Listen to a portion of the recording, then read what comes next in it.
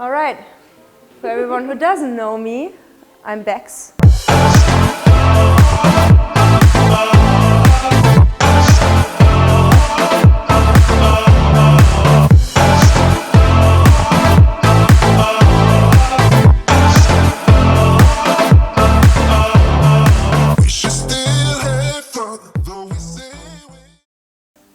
I work at Artel on Fraser Street, and I'll be teaching you guys some vivid colors today. And if you have any questions, just shoot away, no problem. This is my model, Britt. She's also a hairdresser. And as you can see, we decolorized her hair yesterday already to prepare it, and so you guys don't have to sit here for like 4 hours. She only wants the back done, so I only decolorized the back a little bit more. It was already bleached. I didn't do anything else. I didn't tone it. I just decolorized it. And yeah, this is basically it, what we're going to work with today. And what I'm going to be doing, I'm going to talk a little bit about it. I'm going to talk about problems I ran into in the past, when you learn the hard way, right? And then you have to redo everything, and I hope that it just helps you guys to avoid that in the future. And then I'm going to be putting on some vivids today with Pulp Riot and Pravana. And yeah, we will color blend a few colors in there. I'll show you the best ways to color blend it properly so you don't have weird lines in there, and it's just really nice and smooth. And yeah, then we will see the end result after that. And I also want you guys to tell me if you ever had any problems or like anything where you weren't sure how to go about it. Just ask away, like let's just have a conversation about it. It doesn't have to be just me talking, we can all talk about it, okay? So, let's start off. I painted a color wheel on there. Unfortunately, I didn't have colored pens, so I just wrote the colors in there. I'm sure you guys can just imagine it. Because it's really important when you do vivids, or in general hair colors, but especially for vivids, knowing the circle is super important. Like if you don't know the circle, you're going to be screwed, really. So you start off with a consultation. You have your client, and of course you're going to talk about what does the client want. Like what's the desired color. And it's really, really important that you know the history of the hair. What did she have done before? Even if she has dark hair, maybe she got a bleach job before, so the hair is already super porous. You need to know the entire history, right? Depending on length. If it's super long, you want to know what happened even 2 or 3 years ago to the hair. Then also, what does the client want? What color? Is it even possible? Be really honest about it too. If you have a client that wants gray or silver or any pastel colors, especially blue tones, let your client know it might take a few sessions. Because it happens so often that you want to do it and it just doesn't work out right away because the hair has too much pigment in there or whatever. The hair has to be level 9 or higher for pastels, blues, and grays, for sure. And also, if you do gray, make sure there is no yellow left in the hair. 0 yellow, because a lot of grays are blue-based, and when you put it on yellow hair, it's going to turn out green, gross, muddy, and it just doesn't look very nice. Same with blue tones.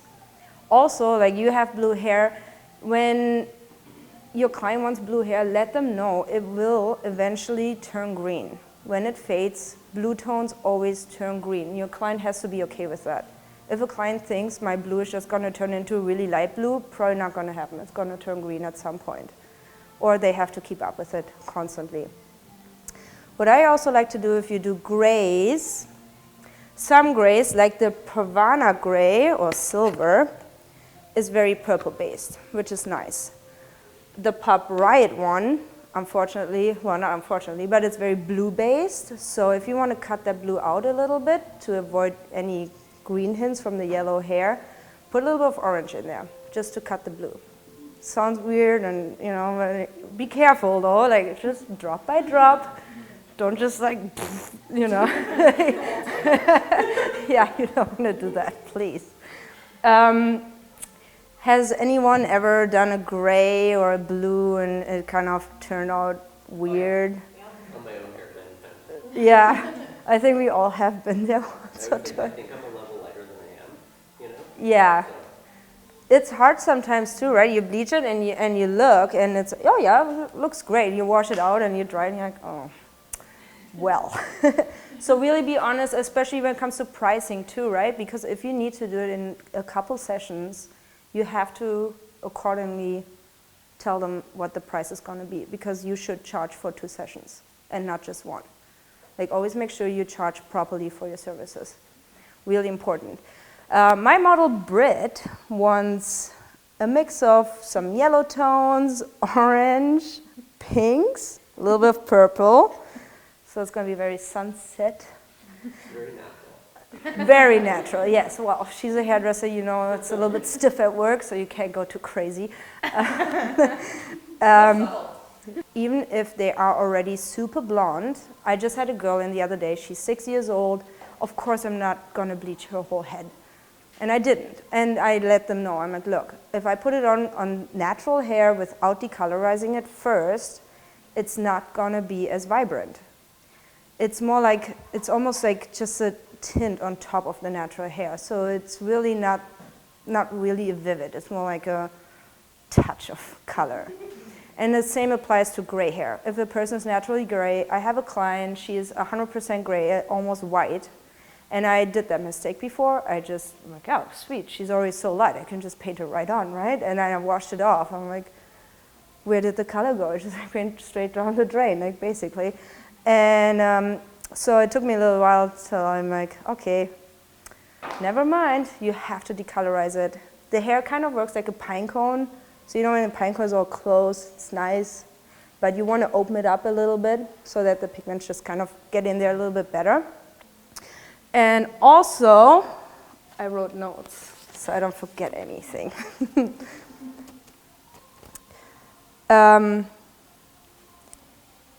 Oh yeah, so when you have the color, it's kind of like painting with a pencil on a sheet of paper. So imagine your hair is a sheet of paper and you have a pencil. If you paint blue pencil on a yellow sheet of paper, it's going to be green. So always remember that when you paint hair. Make sure whatever your paper, your hair is, that you accordingly mix the color with that. So if you have, the hair is a little bit yellow still, and whatever color you want to do, add a little bit of lavender or purple to it, just to kind of cut that yellow out. Also, oh yeah, Brit is actually a perfect example. Brit used to be orange, like bright orange. You could see her from Broadway all the way down here. And then she comes to me and says, hey, you know what, Bex? I think I want to be green. I'm like, oh, that's really awesome, because she's freaking orange, and now I have to turn her green. Like, how on earth am I going to do that? Because it was pretty clear, and it's that bright orange, you put decolorizer on there, bleach or whatever, it's just going to make it more neon. I'm sure you guys had that before. You try to bleach out a direct dye, and it just makes it even brighter, right? So I also don't want to wreck her hair, obviously, so I tried to work with what we have. So I looked at my color wheel. I'm like, okay, we're here right now. You kind of want to go there. What am I going to do? Well, she's orange, so the opposite color is blue to cut the orange out. But I do want to be green. So I put on a turquoise, which is blue and green. So the blue just eliminated the orange, and what was left was green. So I didn't even have to bleach her or anything. I just put straight up turquoise all over her head, and she was green. And that's why I'm saying like the color wheel is really important, because sometimes you don't even have to like decolorize the whole head. If she already has a vivid color on there, you can work with it. One time I had, what was it? Neon green. I tried, I'm like, okay, I'm gonna get rid of my neon green, which is kind of in this area. And it's kind of hard too, right? Like how do you, I don't know, you can't just put just red on there because it's neon green. It's kind of yellowy too. So I figured out, okay, it's in between the purple and the red where I'm trying to get. So I put on pink. pink eliminates neon green, and vice versa, obviously. I don't know, have you guys ever had a color where you just put something else on to create the desired color? No? Nothing? Okay, well, great. Yeah, so just saying, sometimes, you know, when your client, whatever your client wants, like look what the client has. Look at the color wheel and try to cut it out. And as I said, sometimes if you want to be here, she's here, you go in between those two. Because this eliminates the color and the green is left, right? Which would also be the same if you have orange and you want to be purple. Add blue to your purple to create orange. Sorry, to eliminate the orange, and what's left is the purple. Yeah, so I'm going to start mixing up some colors. And it's really fun when you get to mix them. That's the fun part about it, because the decolorizing is always, that's kind of the work part, I find. And then when you get to mix the vivids, then when it gets really fun. And what I like to do personally, I like to Frankenstein my colors. I don't just like, oh yeah, she wants pink, I'm just going to use Cupid from Pulp Riot and just dump it right in the bowl and that's it. Because I like to customize every color so that every client feels special, and not everybody looks the same, right? Like everybody should have their own little formula, and I think it just makes you a better stylist when your client knows that you actually put effort into this and you just don't dump one color in a bowl. So depending on what you want, of course, as you can see, she's pretty light. The transition is a little bit darker in here. So you want to make sure, I wouldn't want to put a pastel on this part, because it's not going to turn on. It's too dark, right? So I want to make sure I do a true vivid color. The darker, the better. And then the ends are pretty light, so I could work with some pastels there. I'm going to use her ends for the yellow. Don't put yellow on this. Not a good idea. On this, yeah, definitely. Yeah, yellows, pastels, grays, blue tones. Make sure the hair is super, super light. I got lemon for the yellow, but it's pretty light. Just to make it last a little bit longer, and because we like the comic book yellow kind of type, like Emma's jacket here, I also brought Pravana Yellow because that yellow is way darker. It has a little bit of an orange tint in it as well, and I just find it makes it last longer. I just mix them together. Don't be shy to mix direct dyes. I just go ahead and just, you know, mix some stuff up. So we got the Cupid here, which is pretty pink, as you can see, coming out of the bottle. Do you normally just use Pravana or Pulp Riot for your vivids? No. No. I use either Pravana and Pulp Riot for just, yeah, direct dyes, but I also use Goldwell Illumine. Oh, okay. Yeah, I don't know if you guys ever worked with it. It's awesome if your client really wants the color to last as long as possible.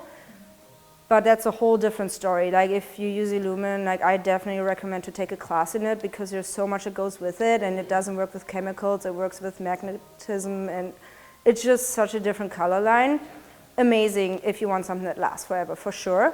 Well, not forever, but for a long time. But you gotta really make sure you know what you're doing. And also, if you have a client that likes to switch it up all the time, like I do, for example, I do my hair all the freaking time. I'm like, oh, today I want to be this color.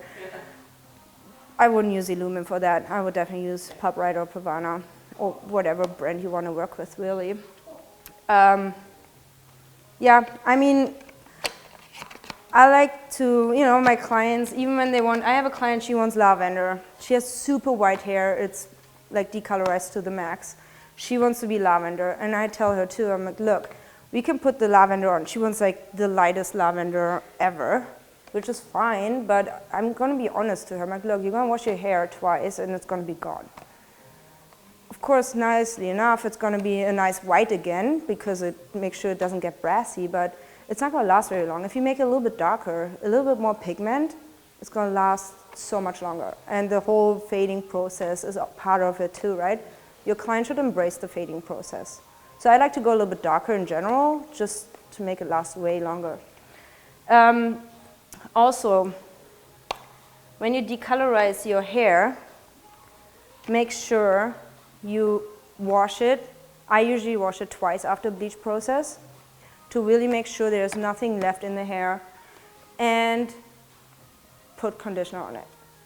Close the pine cone, just really quick though, you know, you don't have to don't put a full treatment on there, just a quick one so you can brush through it properly and that the bleach process is really done. Because otherwise it's still gonna process a little bit and your direct dyes might not go on the hair properly. Would you ever pre-tone for someone that wants that like pale blue just to get? Yes, that's a really good point, absolutely, yeah. If somebody wants like a super light blue or even a lavender, toning is a really great idea for sure. Still, shampoo it twice after decolorizing and then tone it. Yeah, if the hair is too yellow, for sure. Just because if you put like lavender on it, or you know, it's still, the lavender is just going to be enough to cut the yellow out, and it's not going to be lavender. So you have to do that twice. So yeah, a quick toner for sure is a good idea. For her, as I said, I didn't need it because you're going to go pretty bright today, so that's okay. So I have the Cupid in here right now. I'm going to add a little bit of this guy. It's still closed. Here goes my preparation. It's really hard to open these things. I know. Who does that? Yeah, I'm going to add a little bit of velvet in there.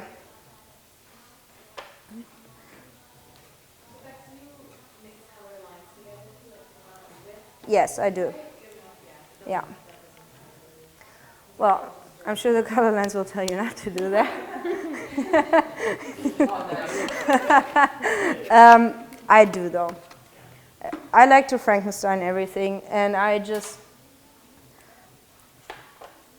you know, if you work with different color lines in general and you have so many, and sometimes you run out of that color, and there's also colors that I prefer in one color line, and then there's a color I prefer from the other color line, and I mix them together.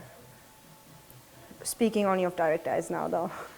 I'm not like mixing L'Oreal with Goldwell and all kind. Yeah, but direct dyes, I mix them together because they all work the same way, right? So, might as well. So I put a little bit of velvet into my Cupid. As you can see, it just creates a little bit of a richer, darker pink. Just gives it a little bit of that deep touch to it, especially for the brassy parts in here that are not as light. I just find it goes on way nicer.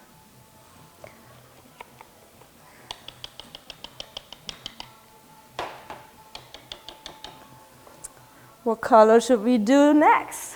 Some yellow? Yeah, everybody likes yellow. I'm really glad that became a thing.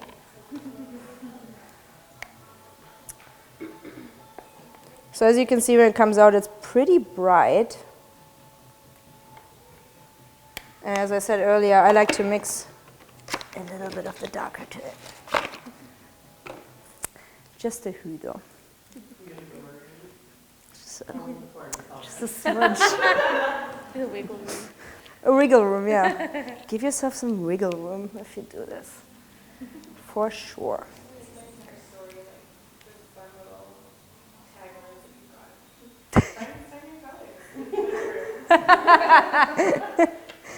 That's what happens when you let an immigrant teach.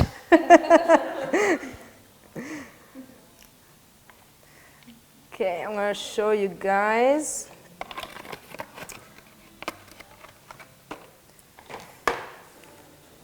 Can you see that? So my color, so I just add a little bit of it. And I really like these little things here. Little whisks, that's the word. That's exactly the word I was looking for. As you can see, it's still super yellow. It just, you know, can you see that properly? Yeah, it just gives a tiny bit more depth. It just has I find a little bit more pigment to it, so it's just going to last a little bit longer and it takes better on the hair. It doesn't look so hollow. My ends are straight up just the lemon. But as you can see, it's pretty light. I wanted just a tiny bit more of that cartoony yellow, so that's why I added the Pravana to it. All right, that's gonna get really messy here. What else should we do? Let's put some lava in there. Have you guys ever worked with the neons? They're super fun. I love them. They're just so bright. She used to have super blonde hair and she just had her little sideburns. One was lava, the other one was, what's the candy, neon pink. Yeah, it looks so cool. It just has a little bit of, I don't know, it's kind of like you have like neon lights on yourself or something. It's really cool. This was also closed.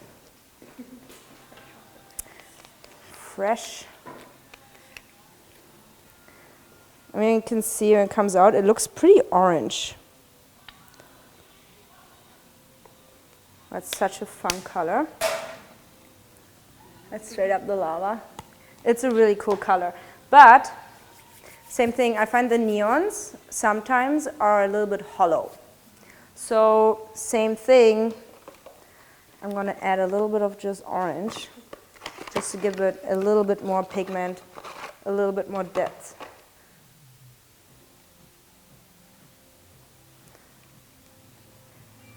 Sometimes I do colors where I mix, I don't know, 7 different things together. You want to write that down. Like weigh it, weigh it and write down how much you put on from each color, because trying to do that again next time your client comes in, it's probably not going to work out very well. I'm going to pick a star if you mixing. Can you see it?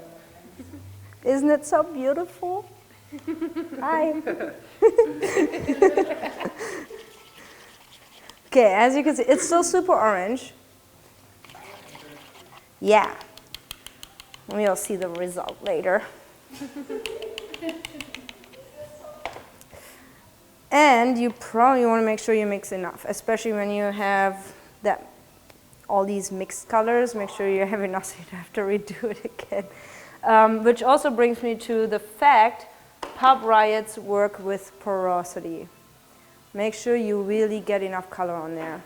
If you try to save your color and just like, a little bit here and there, it's not gonna really soak it up. Because they're pretty, they're pretty, not stiff, but thick. So it doesn't really, like a toner gets kind of everywhere. The hair's wet, but your hair's gonna be dry, right? Always apply to dry hair. So really make sure you get enough in there so you really cover every hair shaft. So what else do? We're going to do some velvet as well. Create some purple here. The velvet is quite purple already, as you can see. But I feel like it's not purple enough. I'm going to add a little bit of Nightfall dark blue to it, just to make it a bit darker, a little bit. That was gross. Just give it a little bit more depth as well. You already know how it goes. And sometimes you just mix it together, and maybe you have to like add a little bit more here and there. Just kind of see how it goes. Sometimes when I'm not sure how it's going to turn out on the hair, take a little test strand somewhere here and just test it on. Paint it on, you can usually already tell if that's going to be enough to cover whatever her hair is like or not, and if it's going to be the desired color as well. For pastels, by the way, guys, if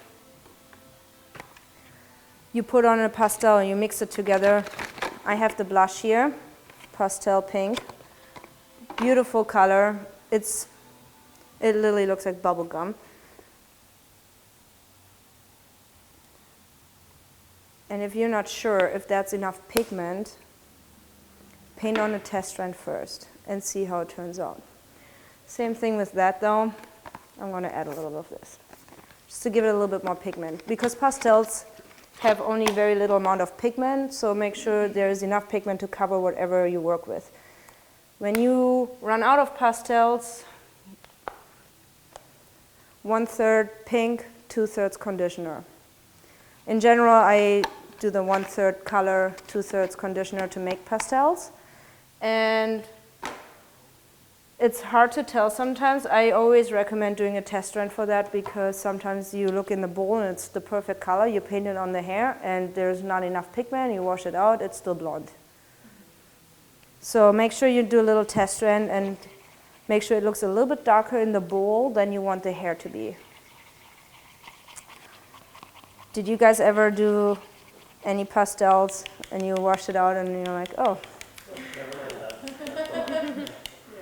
well, hope you brought some time today, because we'll do that again. Yeah, that definitely happens.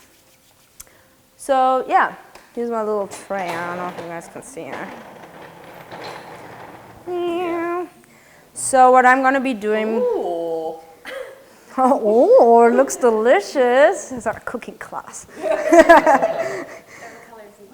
Yeah, so, you know, just looking at it already, you can tell these are the darkest colors, so I will concentrate with these closer to the mid-shaft here. And then have the lighter pastel-y colors, which look still really vibrant in the bowl, but they are going to turn out quite light, especially after you dried the hair. Those are going to go more on the ends, because these are really blonde already. I got it. Cool. Well, it's all good. When you do pastels, I personally like to make the root a little bit darker. Because you see my hair is really short, so there was no way I could drop a root in there, because my hair is just root. But as you can see, when you really pull it apart, you see how it looks kind of hollow almost. You know, people sweat, especially after you did a full head of bleach. The skin is so dry, it kind of starts sweating, starts shooting out oils, so it doesn't take super properly on the root, I find sometimes, especially with lighter colors. And that's why I prefer to do a darker root, a little bit of a shadow root or whatever. Or even if you still have the same pastel and mix, let's say pastel pink, I mix some Cupid or a little bit of velvet in there and just put that on the root. It just makes it a little bit, gives it more depth and looks better. Especially because when you wash your hair, everybody does this all the time, so I find on the root it washes out faster sometimes, and it just looks so much better when you have a darker root. Now, of course, before you start applying, make sure your client has the safety cape on, so you don't wreck their shirt. It's important, guys. Have you ever wrecked your client's shirt? I sure have. I've been doing hair for 12 years, and trust me, it's very uncomfortable when you wreck their clothes. They don't like it. They're like, well, I was wearing this awesome white turtleneck today, and now it's not white anymore. I'm like, why did you wear a turtleneck? True, I agree. What is wrong with that? I would like a white button-up shirt. I'm like, you know where you are today, right? Yeah. Like, you know that you're in here for a while. Same with the sink. Guys, if you do Vivids, make sure that sink is clean. The next person sits down and has a colored shirt after. And that's even worse. It wasn't even your fault. So you got no one to blame but your coworker.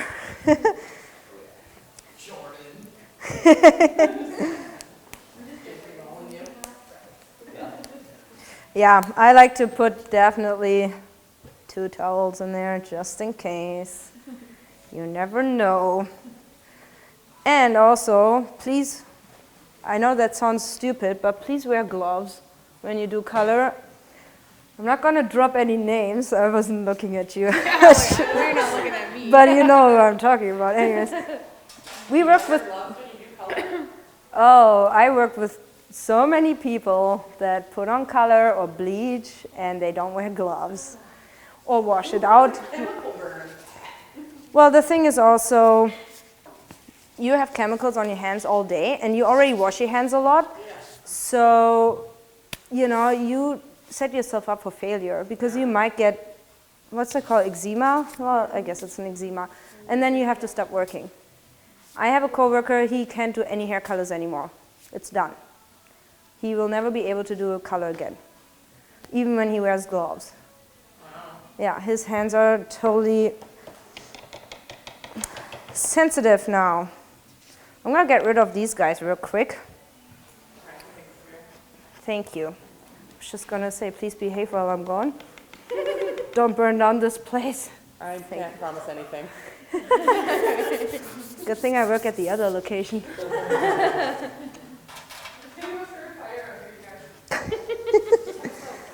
Should have done a little safety walkthrough first. What to do in an emergency. Also, please, if you do hundreds of colors, doesn't matter. Have them in separate bowls and use separate brushes. It's gonna get really messy if you use the one brush for all colors. I've seen everything. Yeah. So, let's start. Fun part. In general, I like to, when I color blend whatsoever, I like to start in the nape and then just let it drop. You put them on really thick and you just drop it, and it's usually fine, especially when you do a color blend, because you kind of want the colors to all mix in with each other. Does that make sense? However, if you have a client that wants colors, like, oh, I want some green and then I want some pink in there, maybe put them in foils, just to make sure they don't slap onto each other, because it's going to create a really weird looking mud. Little, yeah, I was going to say vomit, but it's just not very pretty. Just don't. Do you guys do a lot of color? Once you get into it, I guess, but I kind of like where it took off in hairdressing. I mean, like 10 years ago, everybody wanted just highlights and lowlights, and that was and perms. You're like, oh wow, this is really fun. So glad I'm a hairdresser. So as you can see, it's relatively short down here. So in that matter, I won't even bother color blending, because that's just going to look splotchy. So I'm just going to paint it directly on. And I'm going to start with the darker colors. What should we call this? Raspberry, maybe? Raspberry gray. Ooh, we're getting fancy. I like it. I also like to always tell my clients what I'm doing. Educate your clients. It makes them feel like you really know your stuff. I'm pretty sure all my clients know about the pine cone, because I always tell them, your hair is a pine cone. You will decolorize it. It opens up your pine cone.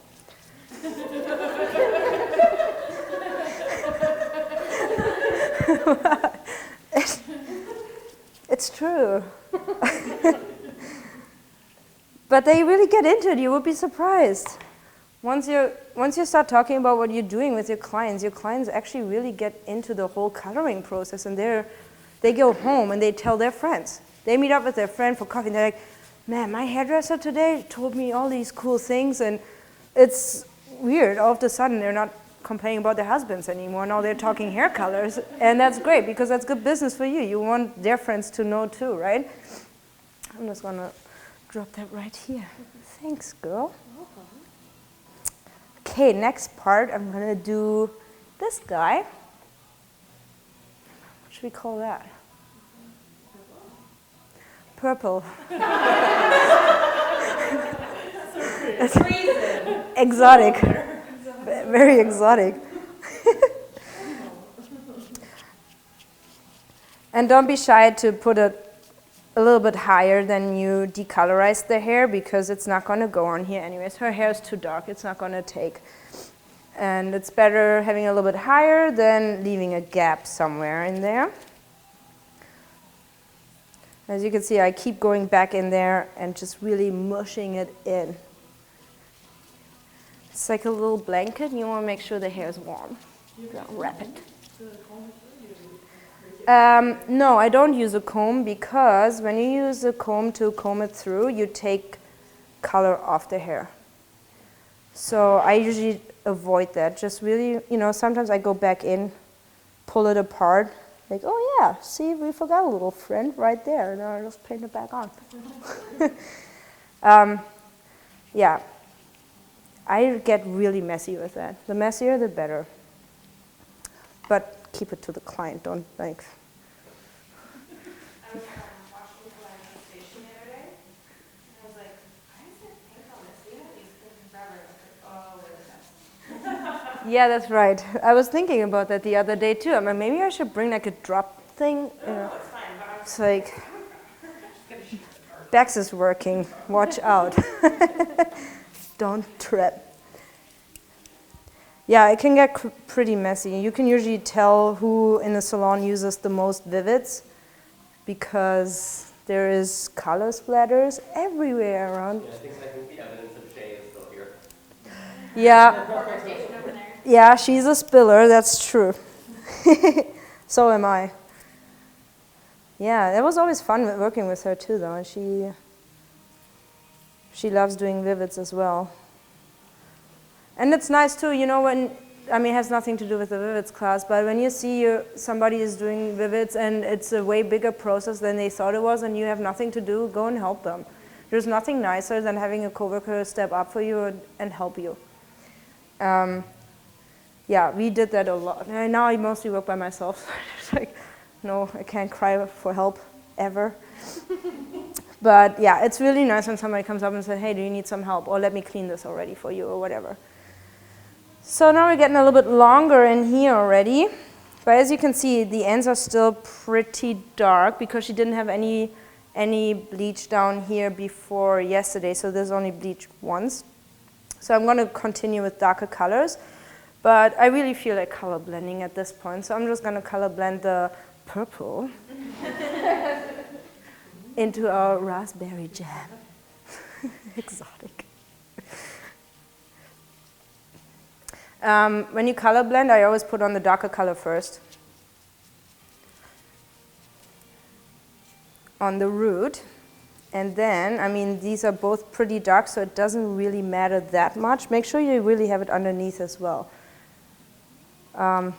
There's nothing worse than washing it out afterwards and there's a blonde spot in there.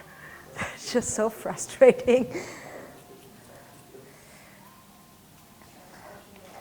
If you have a really light color in the ends, I will show you that later again with the yellow. And you don't want to get your brush dirty. You don't want to get that color on this brush, right? So I start down here first. And then work my way up slowly. And then go back with our exotic color. You would be surprised.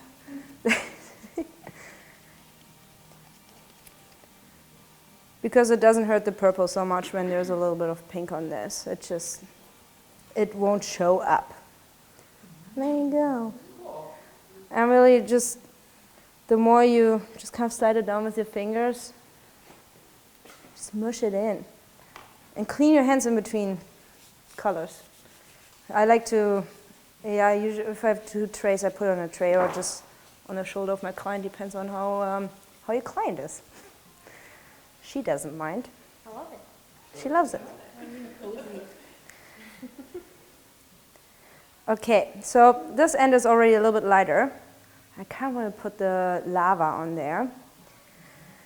And then you always see, okay, purple and lava, it's like,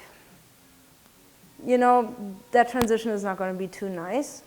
Like purple and orange is kind of, meh. So I would rather do this guy again, our raspberry. Paint it on the root again. Get really in there. Wipe your hands in between. And then I'll put on the lava.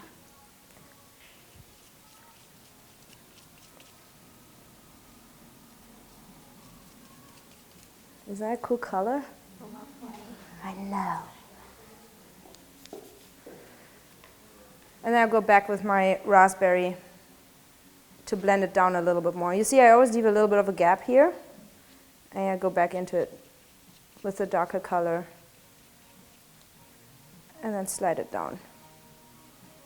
So you have a really nice transition afterwards.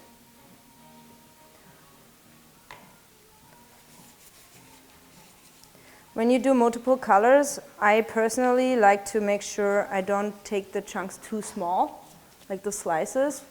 Because if you have really fine slices and you do a bunch of colors, once it's dry, it just kind of all floats into each other, but you can't really tell the colors apart anymore. So make sure it's not too thin either, so you have a really nice blend and you can tell all the colors. Because otherwise it's just like one big mix of everything. It's just like too mingly, you know.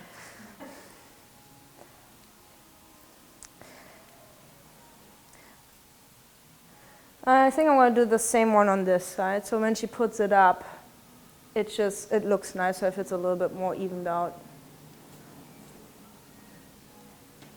Can you guys all see? Can you see?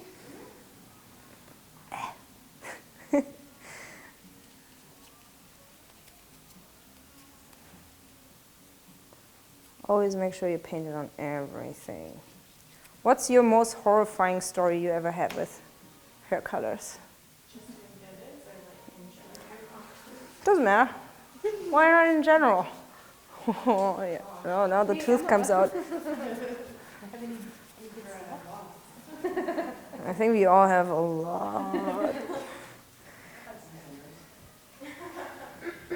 Have you ever had anyone cry in your chair? Oh, yeah. Oh. I had a girl once I was doing a balayage on her, and she had a lot of mineral buildup in her pipes, and the bleach started liquefying and dripping from her head in like one blue, and I almost cried. Thanks for bringing that up. That is another part back to consultation. That's why you ask your client what have they gotten done. If somebody had box dye, you might want to take a test strand first. And I had a girl and she lied about it. I asked her, she had naturally very dark hair, so I didn't know. Yeah. I asked her, I'm like, look, is there any box dye in this? No. I'm like, okay, cool. Put on the bleach. Always make sure you check after a few minutes just to see what's going on your client's head, you know? Don't just go in the back and disappear on Instagram for half an hour because, yeah, I checked back after a few minutes and the hair was a chemical fire. I couldn't even touch her hair. It was so hot, it was like dripping down. And I had to take her to the sink immediately. Lucky enough, she didn't have to take the hair back home in a bag, but she didn't. But she might have had if I didn't check after a few minutes. And she's all terrified. She's like, why is this happening? I'm like, well, to be honest, it's happening because you lied to me. You didn't tell me. You could have just told me, hey, there's box dye in it, because a lot of box dyes have minerals in it. Yeah. And it just doesn't go so well with bleach. You know? Scary. Yeah. It was hot to the touch, and it's like Yeah. one blue, like dripping down. Mm-hmm. Yeah, it's literally a chemical fire on your hair. Yeah. And a lot of clients don't know that. Yeah. They don't want to tell you because they think, oh, maybe if I tell her, she won't do my hair. But it's like, look, this is actually to save your butt. So, yeah, consultation is super important. Like, always be honest with your clients and explain as much as you can to them so that they really know what's going on. I remember one time one of my clients had a strange reaction case. So, you know the gold bottle highlights? Mm-hmm, I yes. was using gold bottle highlight, and I did some highlights maybe every 6 months, and I always used some highlight powder, never bleach. So I was using the gold bottle highlights for the first time, and I put a few foils in, and when I looked at the first foil, and I noticed it was starting to swell, and I opened it, and it, like, steam came out of the foil. Whoa. Yeah, and then I pulled it out, and it was, like, wet. Like, it had turned into water in her hair. It was so strange. Yeah. Oh. Well, that's good, I guess. I don't know what to tell you. There was only the foils right here in this tiny area, in one section. Oh. I already It was That's, just those ones. And I took those out and they were done. Like they were ready. It was That's really crazy. weird, yeah. I think I've only ever had that happen with somebody that had a perm. Yeah, see shit, And nothing. it was like my friend, like Aiden's parent had a perm, and it was like 10 minutes her foils were done and one. And I was like, okay, we just went from a level 2 to 9 in 5 minutes. I had to turn a lady away from her once because she had cuts on her head. Like, she was really bad at me for turning her. She was, why can't you do it? I'm like, do you want burns? Like you have cuts all over your head. Like, yeah. It wasn't like all over. It's like around your ears or something. Shit, like, only happened. yeah, you definitely would not want to do like a perm and then like a full bleach process after that. I just don't want to do a perm in general. Yeah, no, fair enough. That's just fair. All right. So now you see the hair's getting a little bit longer for me, so I can like actually really get in there and color blend some stuff. I'm gonna do the same as I did on this one, just so you know it's not too wishy-washy all over the place. So I'm gonna do an entire line just like of this color blend now. Mix it up, you know, like have like one full line, just one color blend, and then the next one you switch it up again and do multiples or whatever. I always find the less structure you have in it, the better. It just looks cooler. So because I'm going to use the pastel pink here, I'm going to start with that so I don't get any purple in the ends. And just go a little bit higher than you're anticipating on leaving it afterwards, because that will mix with the purple. I like that we call it purple. It's hard to remember, but I think I got it down now.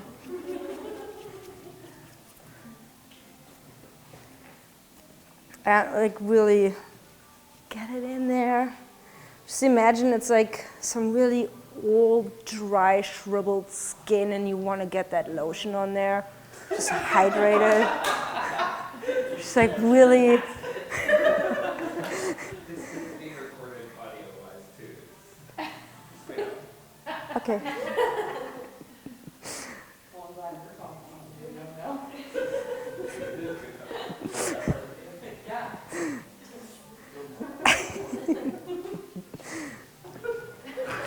All right, anyway, so let's move on to the purple. And then you, you put the purple on afterwards.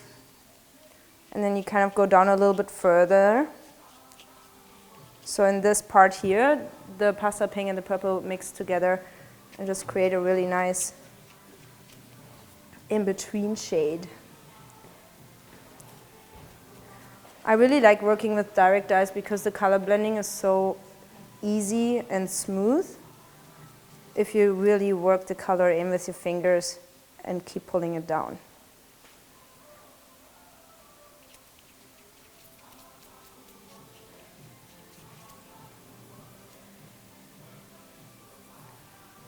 And if you do color blends, make sure you book yourself enough time. It really, sometimes you think, oh yeah, I'm just gonna put some Pravana or some Pulp Riot on there real quick. It doesn't take long, half an hour. It's probably gonna take more than half an hour if you have a full head.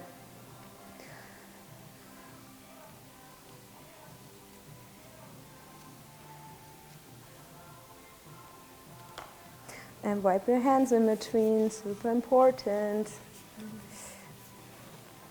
So, also, let's talk about home care. When you apply Vivids, you can do the best job in the world if your client goes home and uses a deep cleansing shampoo after, especially when you color blend and they just do this at home in the shower, that's a no-go. You don't want that. Like, educate your clients how to properly take care of it. And I know not a lot of people like it, but you have to tell them, wash it cold. Cold water is super important. It makes that color last so much longer. I have clients that go home, have a hot shower, and the color's gone within a week.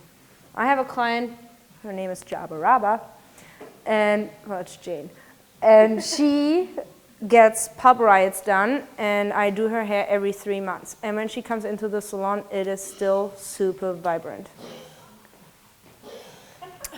Shampoo, conditioner for Vivids. What's your favorite go-to? My favorite go-to is the color. Yeah, well, no shampoo would be the best. I know it's really hard for some clients, but definitely use a color-safe shampoo and try to not shampoo it every time. Yeah. Condition, just rinse and condition is the best. If you use a shampoo, really minimal and try to just keep it to the scalp. Don't mush everything together because especially color blends, one color is going to bleed into the other. We have purple on here. I'm going to have yellow on here in a bit. And when that purple hits the yellow, it's going to get super muddy because they're on the opposite spectrum of the color wheel. And it just doesn't look very nice. Probably better used to these color cleansing conditioners on, I guess. Yeah, always make sure they use a professional color shampoo and conditioner.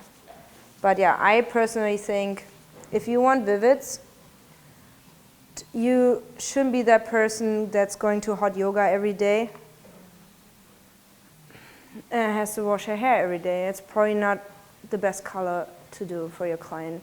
You can, it's a whole lifestyle that goes with it too, right? You want nice hair or you want vivid hair, you shouldn't be going into the public swimming pool. Keep your hair out of it. I have a client, and she is my best Vivids client, and she works at a swimming pool. She's a lifeguard. She's like one of those clients that comes back 4 months later, and I'm like, how is the color still in there? And she just follows all the rules aside from that very strictly. She's like, the color's make it there. That's awesome. Well, sounds like not a lot of people are drowning there, so she probably doesn't have to go into the pool that often. I hope. Yeah, it's really important because a lot of clients, I mean, what is so logical for us is not, your clients don't know. They don't know anything about hair. They think they can just go on with their normal life and everything is fine. Like, yeah, my hairdresser is going to put this color on and that's it. Forever, of course. It's not going to fade. You can have a white pillow. It's not a big deal. No, yeah, you really want to educate your clients on that. And that's what I mean. Like, the more you talk to your clients about it, you don't have to have a full checklist. Okay, I have to talk about this point and this point. The more you talk about it, it just comes naturally. And yeah, you will notice, oh, I'm actually educating my clients pretty well on this. Just keep talking. Forget, like, oh yeah, you didn't go to hair school. Like, you don't know these things. Shit. Exactly, they don't. They really don't know, and you want to make sure that they do know by the time they leave your chair how to properly take care of a color like that.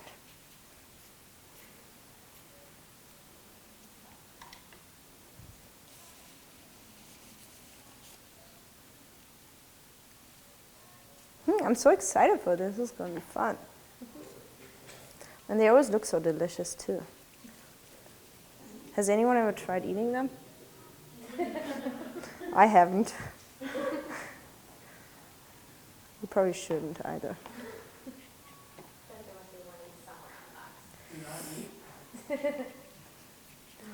Well, it's the same thing, right? Warnings, sometimes you read them and you're like, okay, why would you put, like, caution, coffee is hot. You're like, yeah, I hope so.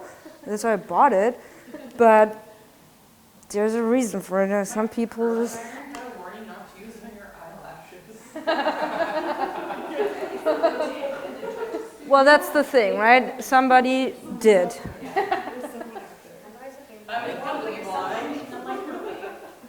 Somebody used it on their eyelashes. And it's the same with your hair. Somebody got Vivids and went to hot yoga and then jumped into the pool right after. And you're like, that's really great, thanks. And then they come back 2 days later and it's your time, right? And how do you go about that? I mean, that's kind of what everybody has to make up for their own. I guarantee my colors. Of course, if something happened, I'm going to take care of my client. I just feel like that's what I'm here for. But I also educate my client 100%, and I tell them you have to do these steps, otherwise I can't guarantee the color. So if you go home and you wash it right away with like some cheap shampoo, I'm not going to guarantee that color. I educated on this. This is your home care. The home care is part of the whole process. Really make sure you talk about that. Don't just, I know sometimes we're in a rush, you know, you're like 3 clients behind, you haven't eaten all day, you get grumpy, and you just want that client, you didn't even take an after photo, you just try to, you know, get the next one in, but really take that, even if you do it while you apply, don't talk about other stuff. Educate your client while you're applying. So you don't need the time afterwards to do it. Because there's lots of time while you apply to talk about stuff like that. So, I think we are ready to put on some yellow. Everybody's favorite. We should get fancy with this and call it yellow too. Huh? Okay, when I do yellow or pastels in the ends, I always put that on first, just to make sure it stays as clean as possible. Make sure your glove is clean too. Super important.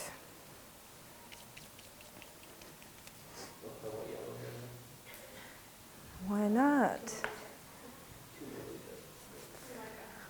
Same thing, I don't really want to put purple in it because it's, when it washes out it's not going to look that nice, so I'm going to use our raspberry tone instead.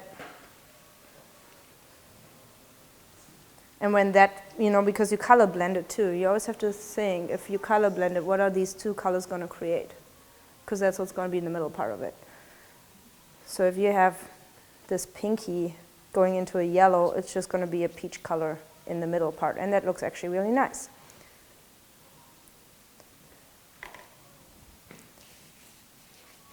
I had a client once, she wanted purple and yellow everywhere, like mixed in with each other. You're better off if you use Illumin for those cases, because Illumin doesn't bleed. But same thing, if you wash that hair cold, it's not going to bleed as much. It makes, the temperature of the water is extremely important. I can't tell my clients often enough, I know you don't like it, but please use cold water. It makes a huge difference in the lasting of your color. Let's do some lava.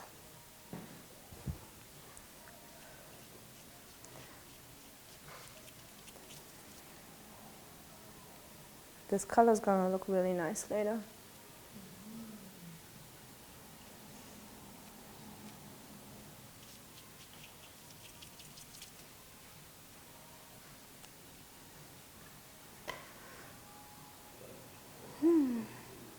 Let's keep on going with this guy. Do you guys have any other questions? Something or problems you ran into where you learned something new from it? Do you always use silver brushes? Or do you ever use like a feathery? That depends on what I'm doing. For something like that, I don't really care too much because I'm just getting the color on the hair. I do the rest with my fingers. If I have a root blend, I like to use a soft brush for the root blend because I find if the brush is softer on the root, it feathers out a bit nicer than a stiff brush kind of is too hard and creates a line. And also when you paint it on to the root, I don't just do this. I angle my brush and feather it down. So you put it on first and then you go in vertical and just pull it down a little bit just to create a little bit more of a line. Okay. Yeah. What type of lighter do you normally use? I personally work with Goldwell, so I use the Goldwell Oxycure for my bleach processes. I mean, obviously, it depends on what brand you work with, what you feel comfortable with. But make sure you don't fry it, right? Like, don't You can only do so much to hair, and that's what I mean too with the whole consultation. Be really honest with your client. You're better off saying, hey, you know what? I would like to get you there, but it might take a couple sessions. Just to be safe. If you still do it in one session, even better. But at least your client's not going to be disappointed. Because if your client expects to walk out with that desired color that day and it doesn't happen, there is going to be a disappointment. Even if that person is super understanding of it, there is still, you know, there's a disappointment, and it kind of switches the whole atmosphere about it, the whole energy around the whole hair. It's just not going to be as awesome. But if you're realistic, and you, especially when the person is dark, and they want to go a vivid color, let's say Diana wants to go bright pink, I'm probably going to tell her, hey, you know what? I would love to do that, but just letting you know, you might have to be a caramel in between for a few weeks. Let your hair, you know, digest the first session a little bit. Make sure you treat your hair at home, but get a good, you know, sell her a really good hair treatment, send her home with that so she can take proper care of her hair in between, and then come back in 4 weeks and then do it again. I personally like to give the hair some rest, like about a month. Some people do it in 2 days. I'm sure you guys also had that happen before, that a client comes in and shows you a Guy Tang photo. And you're like, great. That's cool. So how are we going to do that? And I'm not saying you can't do it. Of course you can do it. But they think they come in for 2-3 hours and walk out looking like one of Guy Tang's models. Are a lot of his photos like photoshopped too? Well, one of them was like 12 to 15 hours. Yeah, he spends like a day with them. Yeah. It's like offline a day. This is, his work takes at least 2 days. Full days, one model. And that's a color service that's going to cost $2,000. Let your client that know. It's like, of course I can do that. Do you have 2 full days? Bring a toothbrush and and bring, you know, it's going to cost. It costs money. Like, of course, if you do someone's hair for 8 hours a day and it's 2 days, that's not going to be cheap. And he has assistants.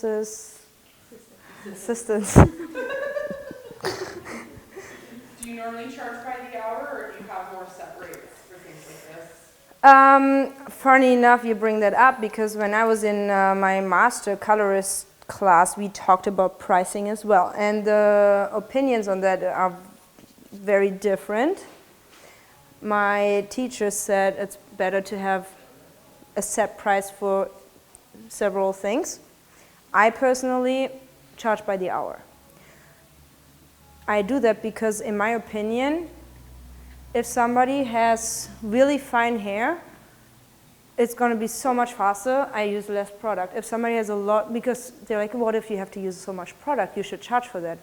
Yes, of course, but I already take longer anyway. So that's the cost. The cost of my product is already in the hourly rate. Yeah, I mean, everybody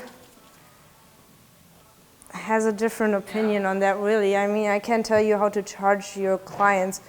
The only thing I like to tell people is charge accordingly and charge what you're worth. And don't feel bad.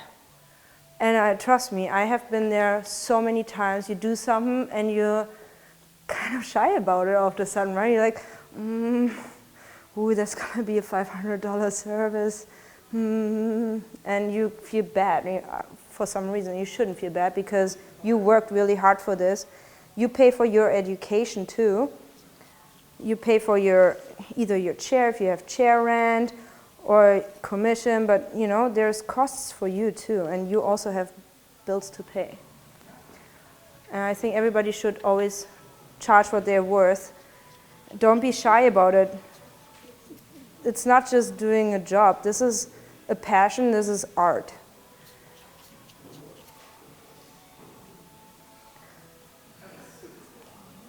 Yeah, I think it will be really fun once we're done.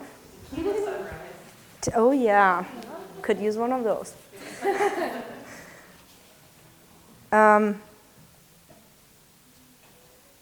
Same thing, pricing. And trust me, it took me years and years and years to learn it. If you have a proper consultation and you let your client know this is how long I think it's going to take, be realistic. Don't promise things you can't keep. Be really realistic and let them know what they're looking at. So there is no big surprises at the end. 'Cause I had people come in, you witnessed it, I'm pretty sure you two were there too, comes in, I want like this full color thing going on, which would take at least 3-4 hours. And she's like, I have $90.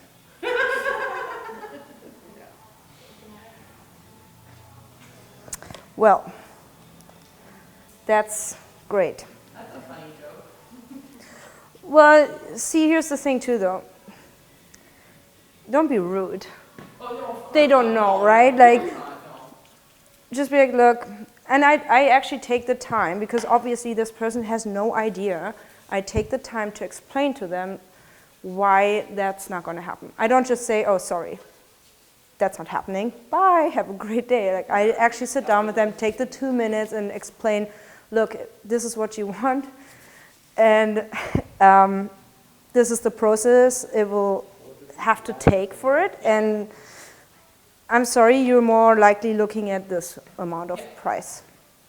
It just makes them understand a little bit better, and more likely, if she ever decides, most likely she's gonna walk out and not come back, but if they do decide to get it done properly, they will come back to you, because you took the 2 minutes to explain it, right?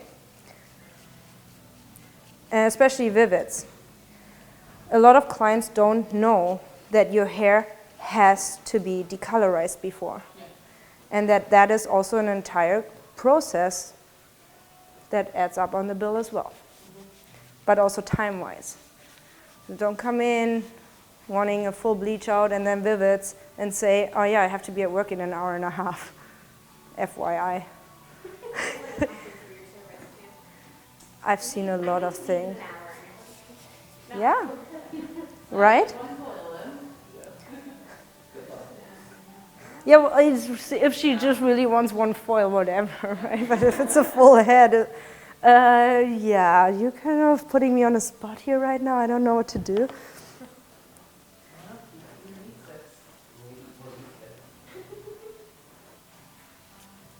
So how long have you considered yourself like Pastel color specialist? I did my master's last year in February, actually. Yeah, it was about a year now. Who did you do that with? Goldwell, yeah. My rep talked me into. I wanted to do it for a long time, but here's the thing too. I mean, obviously, education costs money, and I was hesitant because it was mine was $900. I'm like, oh, I don't really have the money. I'm gonna do it later, and then my rep sat me down. He's like, look, Bex, you will never actually just have that left over. Let's be honest. You really don't. It's never like, I have $900. What am I going to do? I think I'm going to do my master's colorist. Yeah. No. But you know what? It's so important to educate yourself. And you learn so much every time you take a class. Every time you learn something new, you improve as a stylist. And you will make that money back with your clients. And your clients tell your clients, hey, you know what, I took this amazing class and this is what I learned, I would like to try that out on you. Get your clients excited about it too, and your client really appreciates hearing that you take care of your education. Yeah. They want to hear about it. I talk so much about hair with my clients that half of them could probably be a stylist themselves by now. Maybe not, but I think it's really important to talk about the whole process and talk about how you educate yourself, because the more you do that, they also know, okay, she charges this much, but I know why. Did you do the majority of your training in Germany, or did you do that here? At this point, I like to say both. Because yes, I got trained in Germany and did my apprenticeship there, etc. And I did a few competitions back then, but ever since I moved to Canada, I feel like my educational point got so much better, because what I learned back then is enough to be a stylist, but it's not enough to be good at something. You know what I mean? Like, I took so many classes here in Canada, it's ridiculous. I remember the first ones I took, I wasn't even sure if I'm going to understand what they say, because I didn't really speak English when I moved here. So I was like, oh. But whatever, you just go anyways, and I don't know, I feel like when you're a hairdresser, there's almost no language barrier, you just do it. And yeah, I don't know, I was even thinking maybe one day doing a little class where everybody brings a model in as well, so it's just more fun for everyone. I think that would be really nice. Why did you move here? Why'd you move here? I was here as a kid a lot. Okay, I don't know, you're talking about me. Well, I moved here I was here as a kid visiting, and I just really liked it. I thought Canada is really cool. I came to the airport and I saw all the art that is there, and I was like, oh, this is cool. Got out of the airport, drove to downtown. You know, I can't remember which bridge exactly it was, probably a Cambie Bridge or something. Like entering downtown as a 10-year-old, coming from a small city in Germany, I was like, wow, high-rise buildings, cool. Where in Germany are you from? It's called Höxter. It's a very small city, right in the middle of Germany actually, and kind of in the middle of nowhere. Yeah, beautiful. My sister lives in the middle of nowhere in Germany. Nice. It's true. My parents live really in the middle of nowhere. Where is that? In Vilsack. Never heard of it. It's on an American base. It's about an hour from Nuremberg. Okay, yeah. See, I never really went even in that direction. Yeah, I'm okay on that. I also find hairdressing here in Canada is a totally different story. Because in Germany, I was a hairdresser, and people thought, oh, you're just a hairdresser. I'm like, excuse me? That's the best job in the world. And then I moved to Canada, and everybody's like, oh, cool, you're a stylist? I'm like, yeah, right? Because it's so fun. Like, look at what I get to do all day. This is amazing. So Isn't the beginner's training in Germany super intense too? it's 3 years. 3 years, yeah. Yes. Which I think is very good. Yeah. I would love to have that. 6 months. Yeah. I would love to bring that to Canada, actually. Yeah. Because you work in a salon and you go to school at the same time. I would Yeah. love to have it taken seriously as like Education, a job, yeah. you know? Like real post-secondary. Because that's kind of what I like bullied myself into by doing the apprenticeship after college. It's like, okay, go here 2 years of education. Freaked me out for a second. I don't know, I think it was a photo.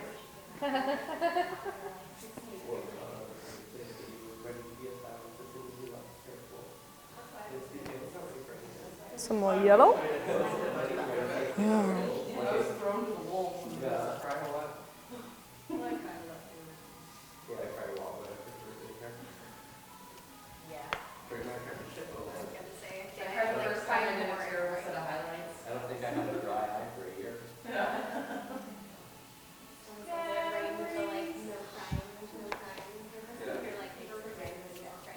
I remember after I would go, I would take a bottle of wine and down it in the garbage room while I was taking out the garbage and try. So you really want to make sure you really get it in there. Especially when you start in the lower part. Yeah.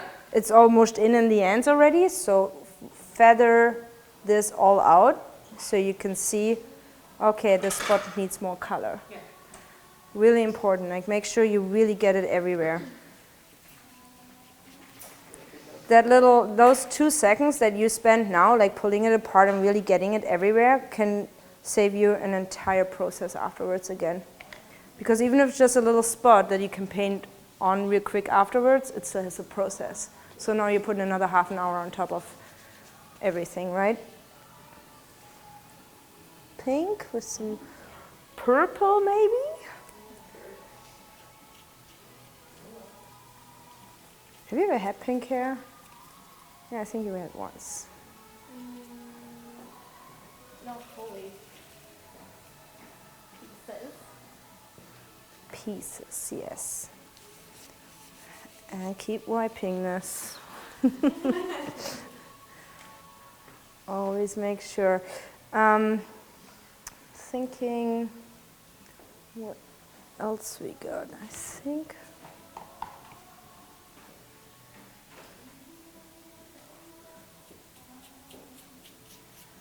Yeah, if you have a client and you decolorize their hair and you know, have kind of that goldy color still. If somebody wants really dark purple hair, that's good enough. You don't have to make it white. You don't have to go to level 10. But also be realistic, right? If you want it pretty vibrant, like her purple is really vibrant. And it's not going to be as vibrant if you put it on a level 7 or 8. So depending on your vibrancy. And as I said, the best is, if you're unsure, take a test strand. Takes 2 seconds, just to really know where you're standing at with your color. Just really mush it in. You can dance while you do that too. Yes. It's closer to you now that you're moving around. Sure.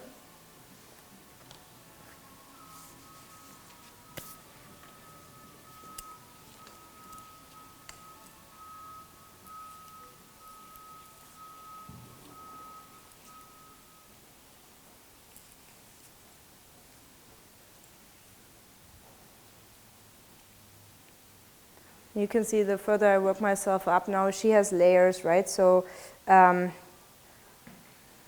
very blonde parts are getting shorter now, so that means I have to do a little bit of a shorter transition for the color melt. And it's literally just going to be this for the second color. Because if I pull the yellow up to here, nothing is going to happen, really.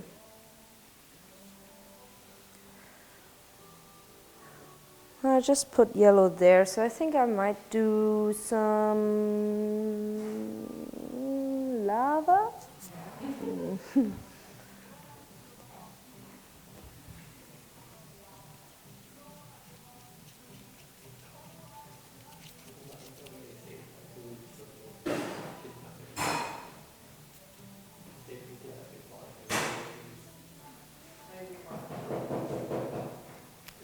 Think of any other horror stories I ever had with my Vivids. Ooh, bless you.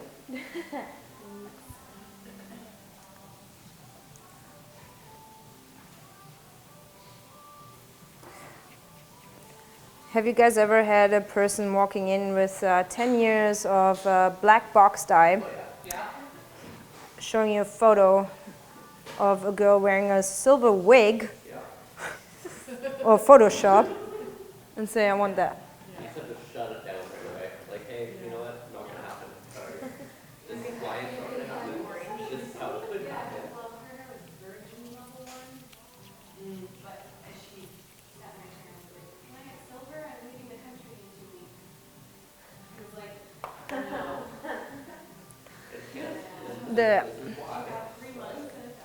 That's what I mean, like really be honest. And I made that mistake actually not too long ago, and I should have known better. I had a lady come in and she colors her hair. She's already gray. She colors her hair, but now she wants the dark hair gray as well. And I made the mistake to not take a test strand and be realistic about it. I did, however, I was honest and told her I might be able to do it, but I can't guarantee it. And that was very smart of me, because I wasn't able to do it, unfortunately. But I probably, looking back at it now, I probably would tell her that's unrealistic. I'm sorry.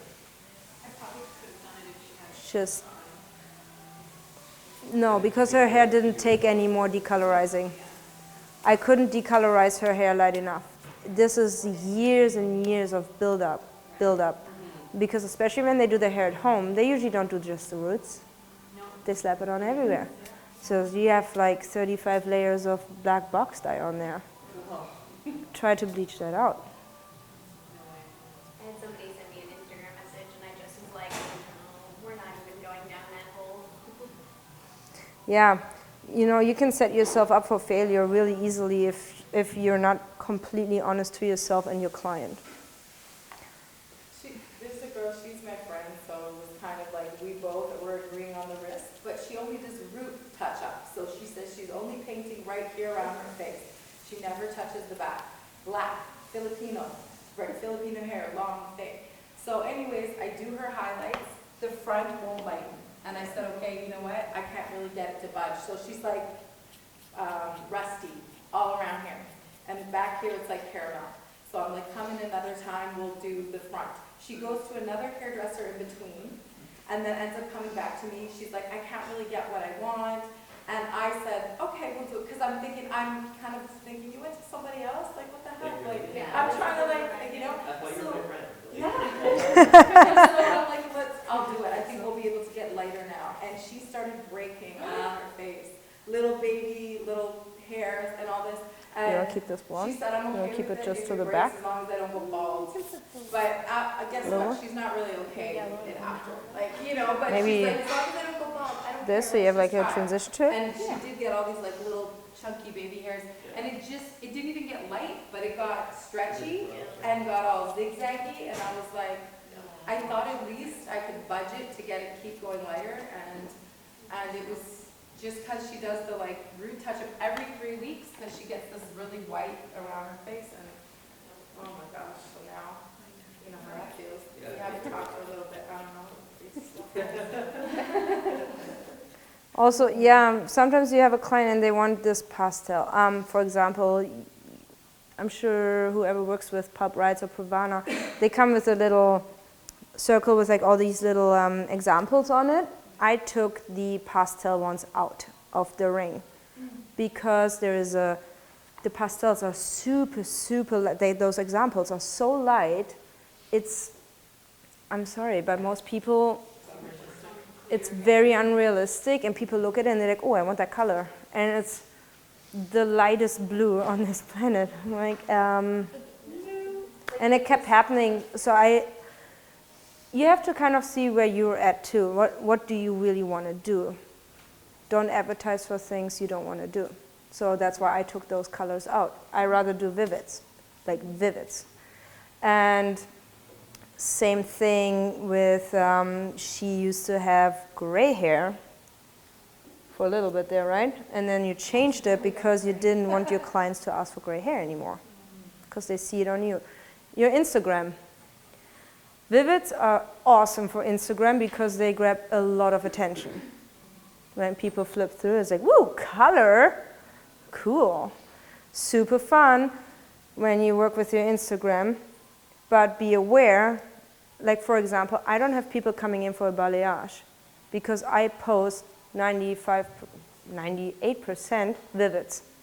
So all I do all day is vivids because that's what I advertise. So if you want to do more vivids, put some on your Instagram, people will see it. Okay, she's able to do it. I'm going to go and see her.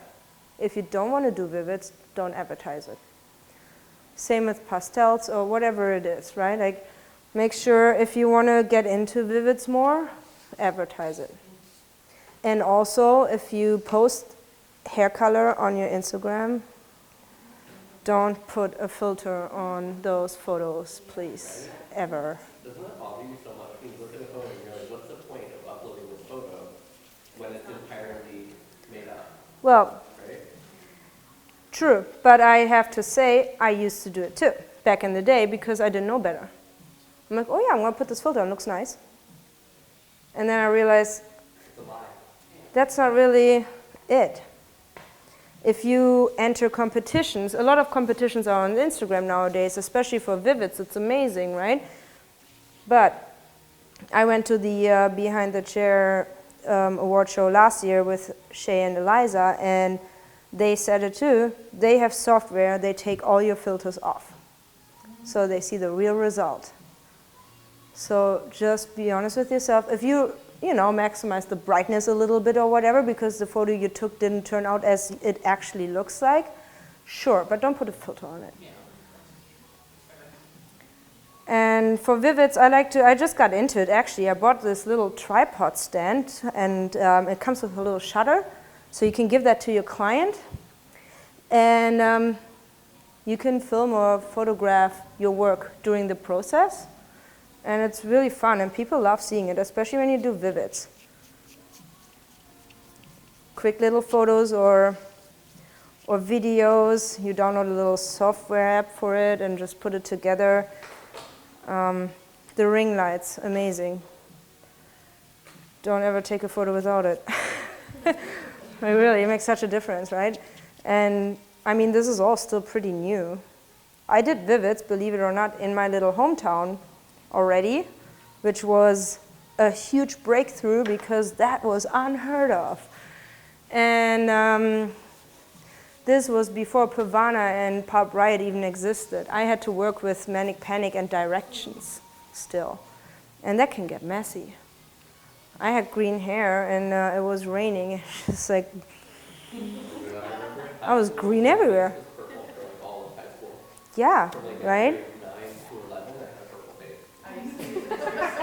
Look at that guy's purple face. Was that your nickname? Purple face? Purple face, yeah. I love it. Definitely, I had a friend who did sports and I did her hair and she went to practice and she was like sweating. That happens a lot. Yes, but isn't that nice that the colors these days don't do that anymore? So you're safe from that. But still, if you have Vivids, especially if you have a bright red or anything super vivid, super bright, let them know. If you have white pillowcases at the beginning especially, put a towel down just in case. Or otherwise they have to learn the hard way, I guess. And I can't say it often enough, guys, cold water. Also when you wash it out at the sink, use cold water. And don't shampoo it after you're done with the color. Don't ever shampoo the dark dyes out. Because you already take away, let's say a color is supposed to hold about 10 washes. If you shampoo it at the sink, you already take 1 wash away from your client. And you just washed it because you decolorized it, right? So don't do that. And also make sure the hair is dry when you put it on.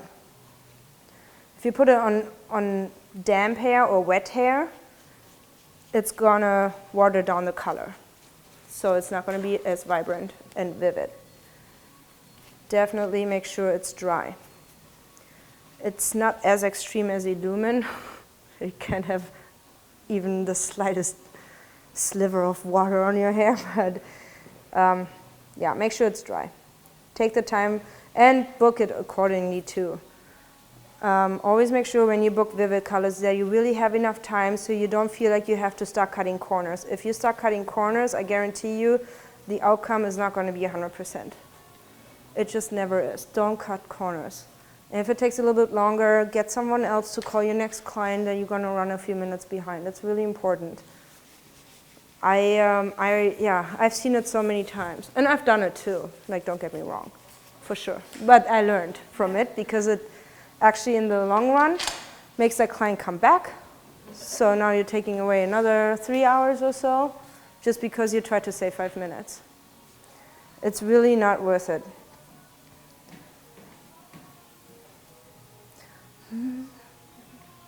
Ooh, what do I want to do? I don't know. Let's put some pink in there. And yeah, as you can see, I really don't have a scheme unless you have like something very, very specific on your mind. If I do color blends, I kind of, oh yeah, now I feel like this color.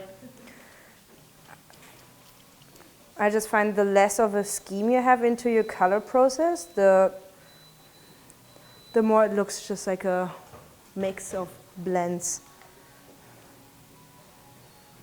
And pull it apart again. Okay, you guys all see? Who's one of your favorite stylists to watch with us? Ooh, that's really hard. So I think one of my ultimate favorites to watch, I just love the entire group, I guess, and that's also mainly because I went to Texas last year for Behind the Chair, is Philip Wolf and Hair God Zito. Oh, yeah. Because they have fun at work, they are amazing at Vivids, and just seeing how they progressed, I like to encourage people to do hair competitions because it's a full new game all of a sudden. You're working on a different level, you learn so much because you get so into it and you want to be better at it.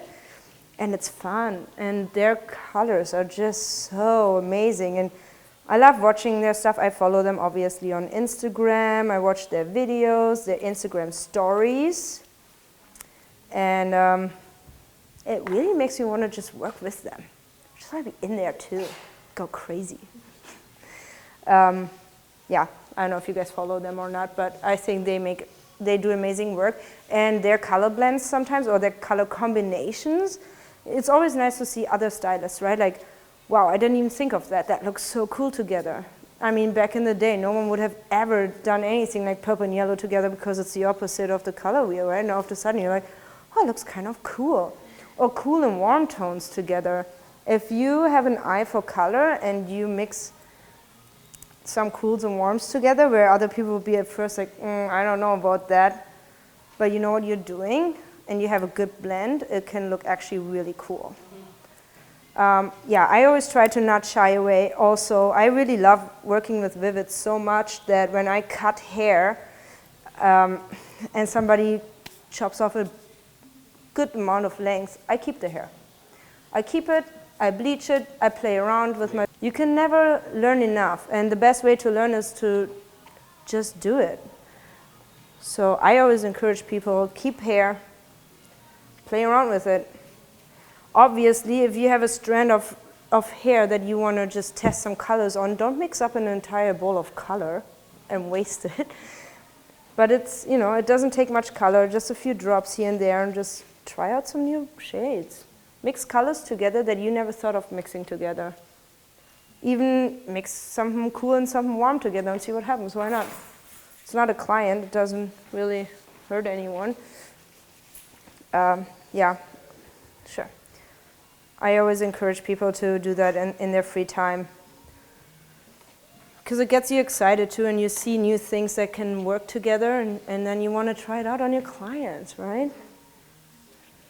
And that's what I mean too. Like every time you go to a class, no matter what class that is, just tell your clients about it. And it's interesting how excited they get about that actually. Like, oh, that's really cool. What did you learn? All right, well, let me tell you. So we're coming to an end here. We want to keep it kind of more underneath. So I'm just going to do a few now so she has a nice blend all over, and it just goes from her natural. So you can even see it from the front later. And then she turns around and people are going to be like, what? Crazy. Or not. I think we should put one more yellow in there. I really like the yellow. Also super important why you want to wash it out cold later is so the color just really goes off the hair, down the drain, not warm, all mushy together, and doesn't bleed as much. Just get the excess color out of the hair. Make sure it's rinsed properly. Don't leave any hair color on the hair. Your client's gonna get itchy.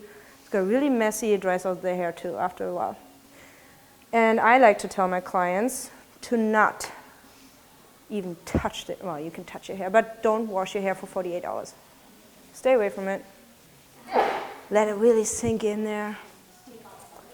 You know, I mean, it's like two new friends. They gotta get used to each other first, warm up a little bit until they become a unit.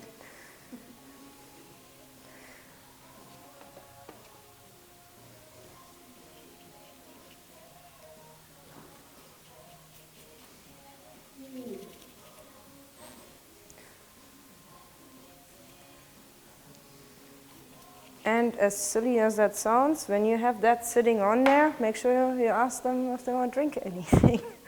Don't let their throat be all dry. That's why I chose Britt as a model. She's very engaging.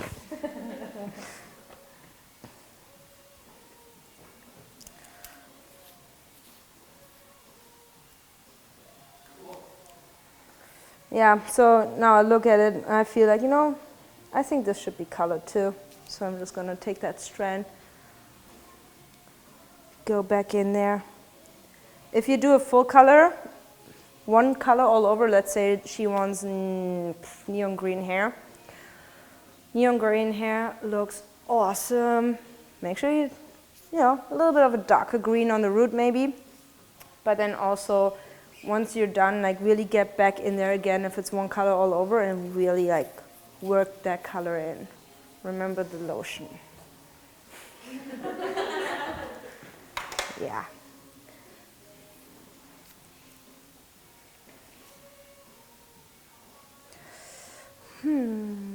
Lava? Lava.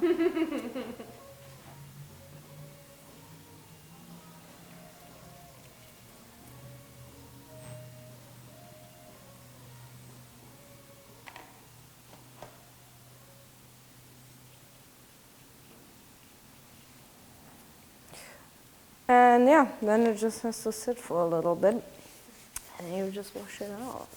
We will get to that in a few minutes here. And what time is it now? Awesome. Yeah, take photos, shoot away, guys. This is what it looks like. I'm gonna actually put this up so you can see it a little bit better.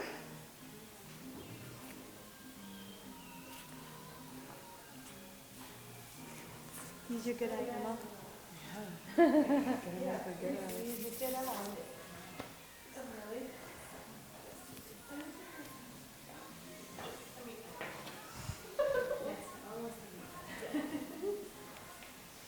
So you just 20 minutes from the last?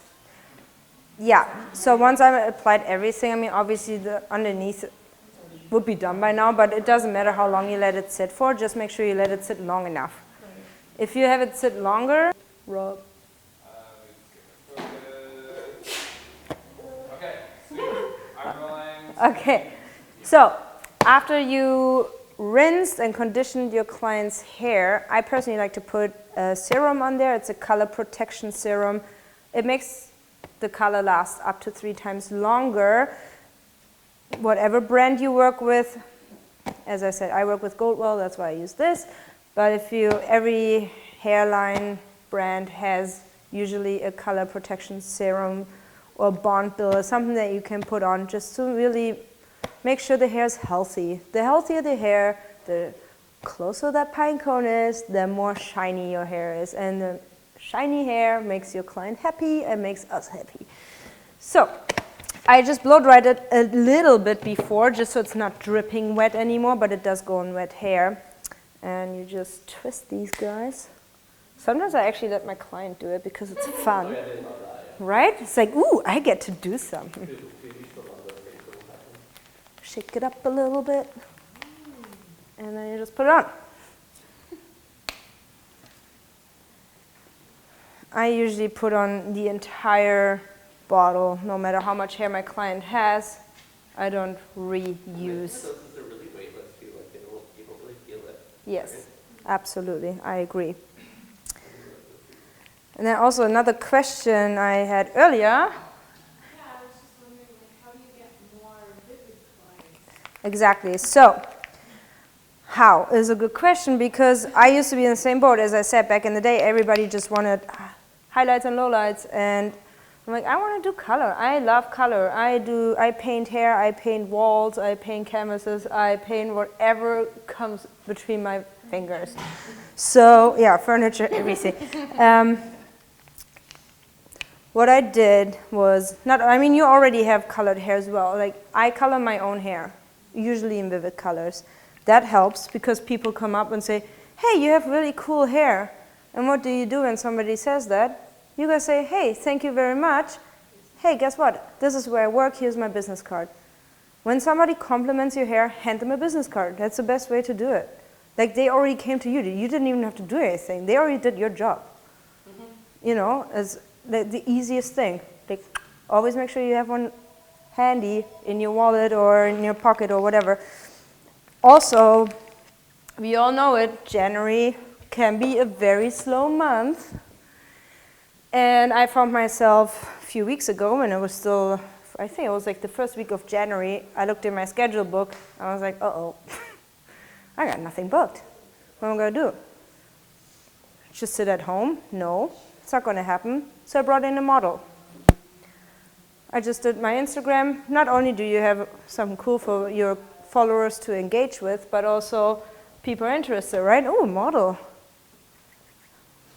Sure, it costs me time, maybe a little bit of product, but you know, at least it keeps me busy, it keeps me creative, and I really make sure I take enough time to do a proper before and after, and I take tons of photos. Don't just take one photo. Take a photo from every angle, different lighting, try out everything. I love outside photos too. Never do it in the sunlight or whatever, but shade or the ring light, and post it. Post it, hashtag it, whatever. Just keep yourself busy. And you want to do Vivids, so you obviously going to do a model call. Hey, I need a model for Vivids. And you just do something crazy. Get creative as you can. This is a model. She doesn't have much say in it. I mean, obviously, do something that they like. But yeah, and post it, right? As I said earlier, the more photos you post of Vivids on your Instagram and on your social media in general, the more clients you will have that will ask for that. That's what I do. And it was, yeah, funny enough, as soon as I started doing models, because well, it's a Monday. I think it was a Monday or Sunday, I can't remember. I had nothing booked. Well, I might as well still do hair. I love doing hair. I have fun with it. And you know what? That model might become your client. And that model might bring other people in. Don't see it as like, oh, I'm doing something for free. You're networking and you're creating more chances to get new clients in and more Vivids. Like whenever you have a day where you have nothing booked, that's the day when you do a model. That's the best, I find, yeah. And or just be honest, right? Like just write it. Would love to do more Vivids. Who wants to come in for Vivids? Talk about it. Talk about it with your clients. You will be surprised. Sometimes you have the client that has gotten the same hairdo for the last 10 years and they wouldn't even know they want a change until you maybe mention it. Ask them, hey, do you feel like doing something different? I know you're always blonde, but do you maybe want to add just one streak of lava? Just like underneath here, just for like that little touch of something. Doesn't take away from her being blonde, but it's like that little piece that you can only see when she puts it up. But then her friend might be, oh, that's really cool, yeah. You know, my stylist that works at this salon did it, and then that person is going to go there maybe. Yeah. Yeah.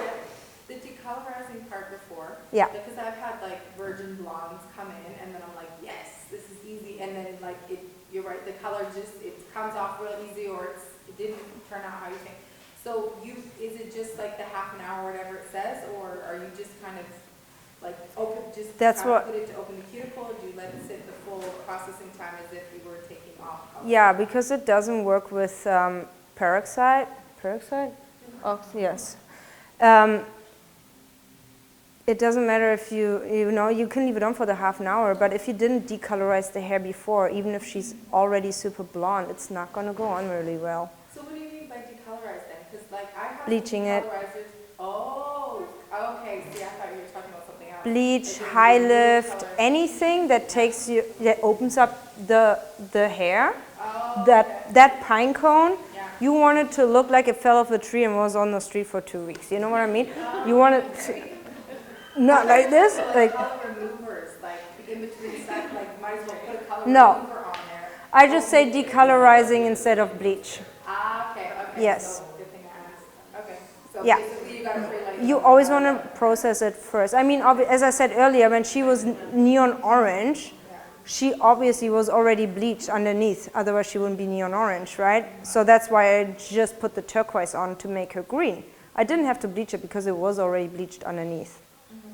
But if you have a virgin coming in, Here, actually, oh no. I want to show you guys a photo of that 6-year-old that I colored the other day. And this is what it looks like if you don't bleach it before.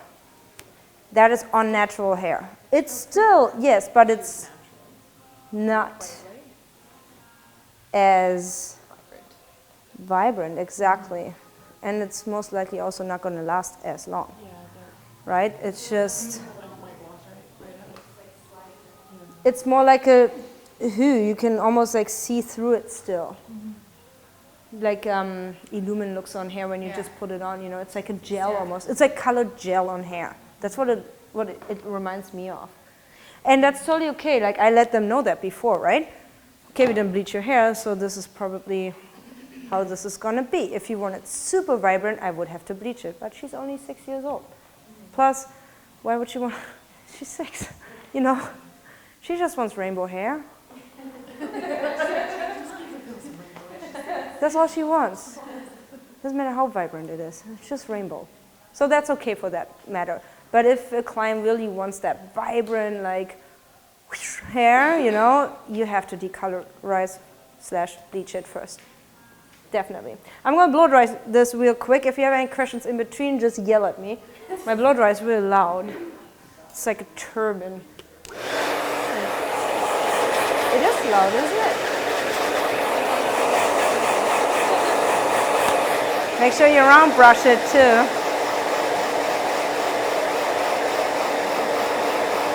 The same. Looks nicer and shinier if you round brush it. I feel like there was something else that I wanted to say. I can't remember. Just want to make sure I got this all in here. Oh yeah.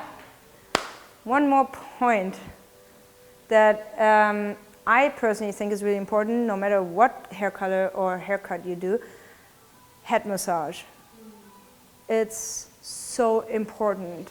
Take the 2 minutes and give your client a proper head massage. Don't just, there is like, we learned, it's like, I don't even know, it's like, you know, over the years you pick things up here and there, whatever you like, or when you got a head massage, what you liked about it, and you pick it up and kind of create your own. But I literally have a client that comes in just to get a head massage and pays me for it. Half an hour, head massage. You know, it's like, it's such a, you're right in their personal space when you touch their head, and especially when you wash it at the beginning, when you cut hair, for example, that's a good way to like start off on a good note, you know, because they feel comfortable with you touching them. Super important. Yeah, exactly. Absolutely. And it's, you know, like you probably get better tips too. Truth is, head massage, very important. I had clients that went to someone else, for example, before, and then I'm sure we both did a very similar, great job. And but they came back to see me because I give a really good head massage. Like I really like that. It's a little add-on, right? Same with the serum. Speaking of add-ons, that's $15–20 depending on how much you charge. Explain it to a client. It's like, look, this is only $15 or $20, but it's going to make your color last 3 times longer. That's a really quick way of making some extra bucks. Well, shall we take a look? All right, so here we have the purple exotic. Just, yeah, get in there. You can see the yellow. So cute. The lava. And you see here the oh yeah, this strand is probably better to show. The pastel pink. You see it's very pastel-y still, even though I added some of the Cupid, right? The yellow's really nice. That's really cool. Yeah, and that's why I added a little bit. Or if you have like lemon and you're like, oh, I just want a tiny bit more, just a teeny tiny drop of orange, even if you don't have Pravana Yellow, for example.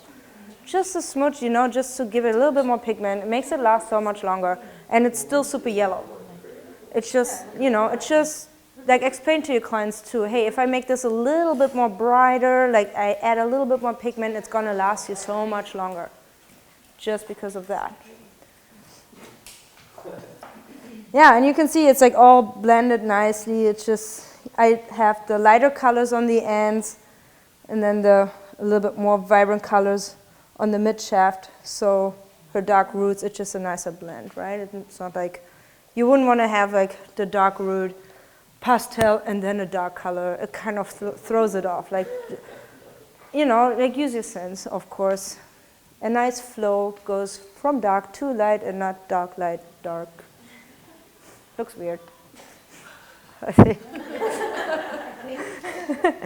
In my personal opinion. Flows though with like the orange and the yellow, it looks so cool. Yeah, it's very summery and very, you know, lush. So yeah, same thing if your client wants hair, let's say she wants a dark green and she wants a lime green. Don't do lime green roots and then dark green ends. It doesn't look good, it washes out the face. Make sure the darker color is always closer to the root or on the root. That frames your face, gives it more depth with the eyebrows and everything. It just looks so much better. Neon roots, only good if you're really blonde. Other than that, I would stay away from it, personally. Yeah, agreed. Yeah, well. I like that theory where like, even if the hair color is unnatural, you want it to look like nature could have done it. And Yes. nature wouldn't do neon roots and dark ends, right? I agree, and that's a really, yes, that totally makes sense. That's right, yes, it looks more natural. Even if it's the most vivid color on this planet, if the root is a little bit darker, it just looks a little bit more natural. It just looks better. It doesn't wash you out so much. Well, thank you everyone for coming. Thank you. Yeah, thanks Britt. Welcome. And yeah.